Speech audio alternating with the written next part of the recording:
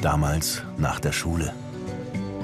Da gab's nur diesen einen Ort, wo alle waren. Zum Kicken, bis die Sonne untergeht. Bei jedem Wetter, egal mit wem. Nachmittag für Nachmittag. Bis ans Ende der Kindheit. 40 Jahre später.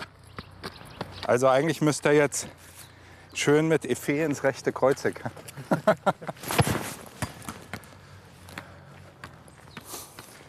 Immerhin muss man ihn nicht holen. Andreas Bernhard, Linksfuß, Bolzplatz-Legende und Autor eines Buchs über die große Jugendliebe Fußball.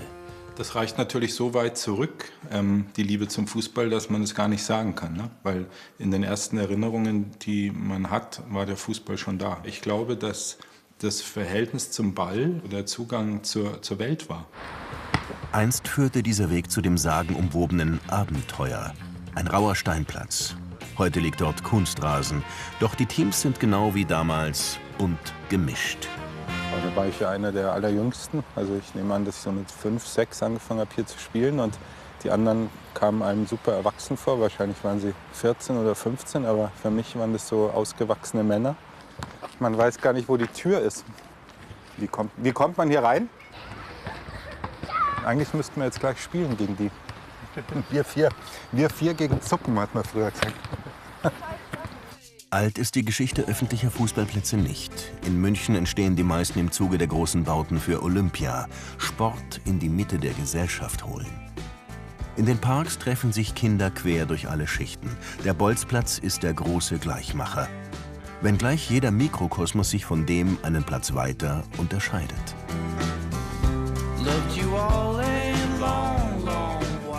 Das Schöne an so einer Fußballkindheit, dass sie eine ganz eigene Sprache entwickelt, die extrem regional und lokal ist. Danteln zum Beispiel war ganz wichtig in München oder im Münchner Süden.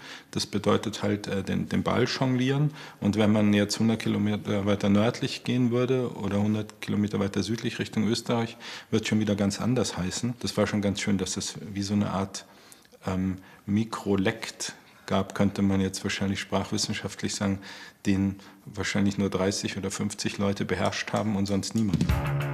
Zur Fußballjugend gehören natürlich auch Devotionalien. Das erste Trikot, Schuhe aus Känguruleder oder die Kicker-Stecktabelle. Die erste Landkarte im Fußballkopf ist organisiert nach Wappen, obskuren Beinamen und einer ganz eigenen Farbenlehre. Man hat ja über die Logos dann ein bisschen auch Deutschland kennengelernt. Also ich weiß noch, als ich zum ersten Mal in Bremen war, das ist ja eine sehr grüne Stadt mit vielen Parks, und dachte ich mir, klar, wäre Bremen ein grünes Logo. Und so hat der Fußball die ganze Vorstellung von dem Land, in dem man lebt, auch geprägt. Nur ein paar Meter weiter die großen Rasenplätze. Hier beginnt der junge Bernhard im Verein zu spielen. Der Traum, Profi werden. So wie Karl-Heinz Rummenigge, den er einmal trifft. Geklappt hat's am Ende nicht. Nicht schlimm. Eine sehr stark Sport- oder Fußball fixierte Kindheit und frühe Jugend ist insofern schon ein totales Glück, als sie dem Leben wirklich einen sehr dezidierten Sinn gibt. Fußball verlangt, sich zu organisieren, sich auf Regeln zu einigen. So lehrt das Spiel Fairness, klar, aber wichtiger: es schafft einen Raum für Freiheit und Ästhetik. Kein statisches Spiel. Jede Generation zaubert auf neue Weise. Weil jedem Spieler heute schon immer bewusst ist, dass das, was er macht, aufgezeichnet werden könnte. Und diese extrem ornamentale, wir haben immer früher gesagt, verfummelte Spielweise, ist ja eine narzisstische Spielweise. Weil jetzt jeder Fußballer immer weiß, wenn ich jetzt hier noch mit der Hacke und der Sohle, tschak, tschak, tschak, das wird ja eh alles aufgezeichnet, dann stehe ich gut da. Ne? Influencer auf Instagram. Gerade herrscht das Zeitalter der Artisten. Aber auch das gehört zum Fußball, die Verklärung der eigenen Zeit. Denn selten schwelgen Erinnerungen so wie dort, wo sie auf einen Ball treffen. Eine Aktion, die kein Tor wurde, nämlich so ein Fallrückzieher. Und das war immer etwas, das ich auch unbedingt machen wollte, wie Klaus Fischer. Und dann weiß ich noch, war so ein Spiel, war ich 8 oder 9 Jahre alt und dann kam eine Ecke und dann habe ich wirklich einen Fallrückzieher gemacht, aber den hat dann der Torwart gehalten. Das ist bestimmt 45 Jahre her. Und da denke ich aber komischerweise noch manchmal an genau an diese Szene und denke mir, ach, wenn der reingegangen wäre. Der eine Ball. Damals. An diesem einen Nachmittag.